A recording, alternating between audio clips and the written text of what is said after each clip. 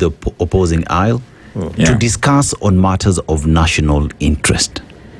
It was not about we are here, you are there, and we will push an agenda, even if it was to the detriment of the Republic. We look at a situation today where members of parliament would do something because they've been given a directive from the highest office by their party leader. We look at a situation where it is no longer about what is good for Mwananchi, it is what is good for the president. One would want to say that, because you mentioned something here about mobilizing colleagues across the aisle. Yes. Is that happening today? No, it is not happening. It is not happening. You're talking about at the time when you were serving in government, the fact that you are able to call out the government that you're serving, for you to be able to petition the government that you're serving.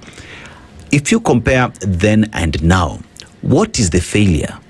Where did that tape get cut? That members of parliament are not able to stand firm and call out inefficiencies, inequalities that are happening or that are being pushed by the government of Kenya today. Is it because they are afraid? Is it because they don't care? Or like you said, is it because they are there for their own selfish gain? It's a multiplicity of factors that have led to this. First is the party domination. You go to the Orange Democratic Party, it was very tight. And even now, it is tight in one function.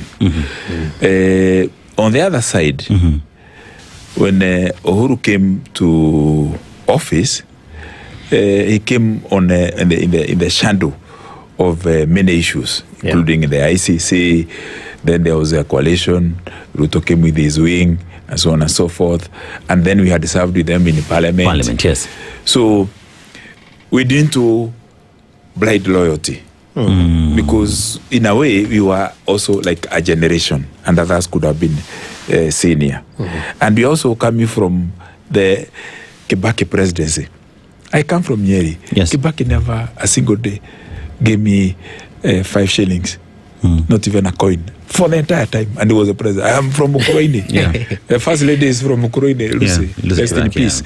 So we were coming from a presidency that had for 10 years not dealt with the so-called state goodies. Yes. You didn't see Kibaki a single day in Harambee as a guest. Okay? So I'm not overpraising him, but there was a little, there's a significant difference, not a little, before and after. Only when Kibaki left office, the issues of now members of parliament being called, being caucused with the money, and people being put on chopper. You remember there was a Sky team. In 2013. Yes. We went to a parliamentary meeting in the Great Lake Valley and mobilized ourselves, and we had the Kidikis and the Doles vacate the high table. And we said, it was all headlines. I remember one Saturday, the Standard itself titled the issues of the Sky team. So the rain started beating us around that time. Okay? Then there's the unspoken truth. Ruto is very energetic. Ruto is very smart. But ultimately, his energy is in thefts, is in disorganizing, is in bribing. You can even talk about death. I know. He is also very eloquent. But his eloquence is of empty plates. Okay? He speaks to elderness.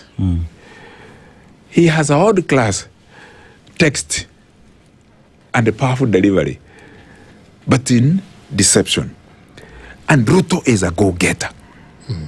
Remember, I was here last year, and I told you that a certain Tuesday of May 2025, he had invited me to State House, specific time, and the gates were open. And in that morning is when I sent a message and I said, I can't make it. I'm sure, because I have my... Had I gone that particular morning, I would have been given an envelope of 10 million and above. All right? So, You'd be a cabinet secretary. For what? So the problem is both with the takers and also with the giver. You know, last year we said, of course, he's the greatest bribe giver. So that is a big problem. Haven't you heard that the man appearing on this newspaper, this man? Yes, Jeanette. He was closest to Raila Odinga. Yes. But he was dealing with Ruto even during the campaigns. Okay? In 2013, you heard that when Omari Hassan lost the seat of 2017 as a governor in Mombasa, the first person to call him was William Ruto. Okay? So Ruto is a vulture. And he is very swift and he is very merciless. So I'm not demonizing him because you cannot demonize a demon. All right? But that's a problem. And the moment people accept that as a fact, that Ruto will unashamedly go bribe a bishop with a Pajero today, and tomorrow go bribe somebody else. Isn't it this newspaper has that standard that has said last week how Ruto was talking about bandits in a certain part of this country, but his chopper was full of bags, sacks of cash that was stolen. Because even in his entourage, let me tell you, politicians should tell Kenyans this. Because I had the opportunity to fly with Ruto across the country when he was deputy president, on request from his office to accompany him. The people around Ruto, his security men, and the guys in his office are actually an extortionate ring. And therefore, whoever lives with him, whoever works with him, whoever is his ally, goes by his Bible. Extortion, bribery, and blackmail. You know, Kabando, you've said that you would not be calling out President William Ruto today because your history, your background is clean. You did not participate in any corrupt cases. Here we talk about a parliament that has lost its independence because of in one way or the other, people are connected to illegalities in one way or the other.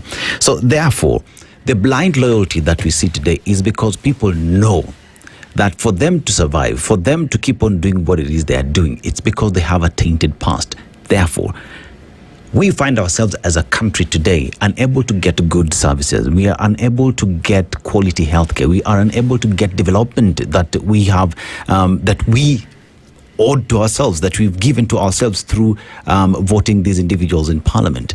But we are unable to get that because what we see in parliament is one big corrupt enterprise, and that powers that be, again, that have been put in place by these